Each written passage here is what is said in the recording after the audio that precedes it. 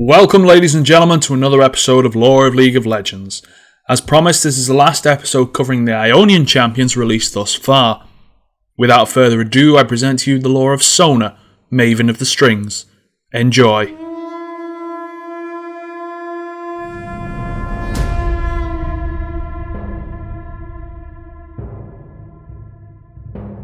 Sona's origins are a huge mystery to everyone, including herself. She never got to meet her real parents, who had abandoned her on the doorstep of an Ionian adoption house. The girl had been tightly wrapped in a blanket, rested atop a unique musical instrument that had been crafted with the greatest of effort.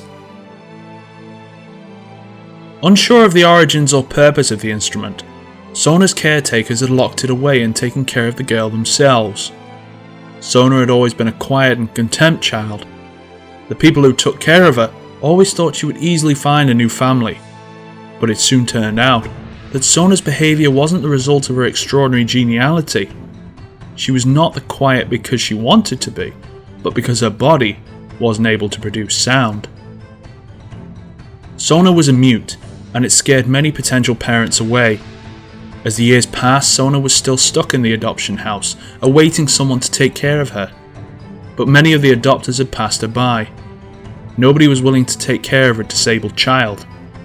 Her caretakers worried about the future of the girl, and so decided to find the instrument that the girl had originally been left with, and sell it.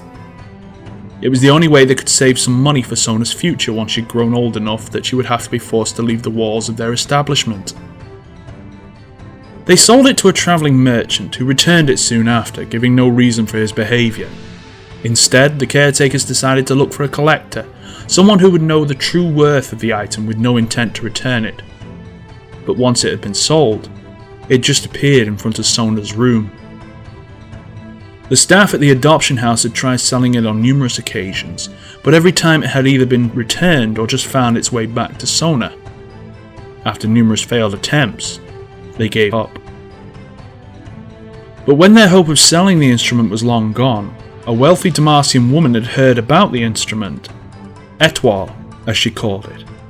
Intrigued by its discovery, she immediately embarked to Ionia to find the ancient instrument.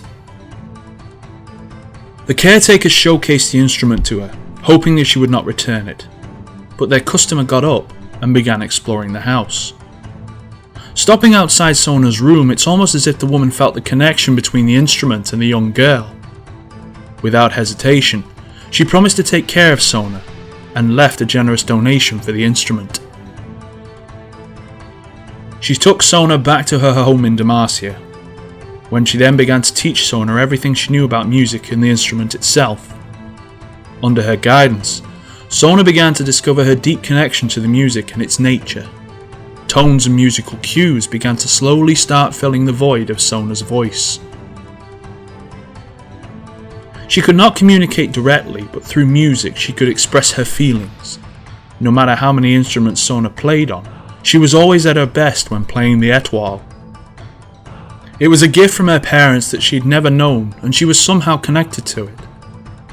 She did not know, but when she played on it, the strings almost seemed alive under her fingertips. She could feel as the instrument shivered under her touch. She wasn't playing the instrument, she was talking through it, expressing her feelings and thoughts. She soon started giving concerts and became highly popular amongst the nobles of Demacia. Many came to hear the magical tones of Sona's instruments that were rumoured to quiver the hearts of those listening. She played with all her passions, manipulating the emotions of her listeners and effortlessly running her fingers across the strings. She could make even the toughest warriors cry. But in secret, Sona had found another use for the instrument. She learned how to use it to project vibrations caused by her anger. These vibrations could slice objects in half from a distance. Not only that, but they were able to cut through flesh just as well as any other weapon could. It was a grim discovery, but Sona was fascinated by the nature of it. She spent her time mastering this ability, and soon her Etoile had become a weapon worthy of a champion.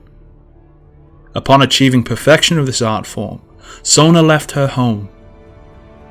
She decided to go to the only place where her recital's potential would be fully appreciated, the League of Legends. And that's all I've got for you this time around. Let me know what you thought of the video as well as your feedback in the comments in the section below. That's it for Ionia for the time being, as well as the lore of LoL for the week. Come back next week, I'll be starting on Freljord with its King, Queen, Ashe and Tryndamere. If you're looking for a specific champion, there's no need to request them as everyone's going to be covered, and you can always check to see if it's been done by clicking the annotation at the top of the video that will take you to the playlist.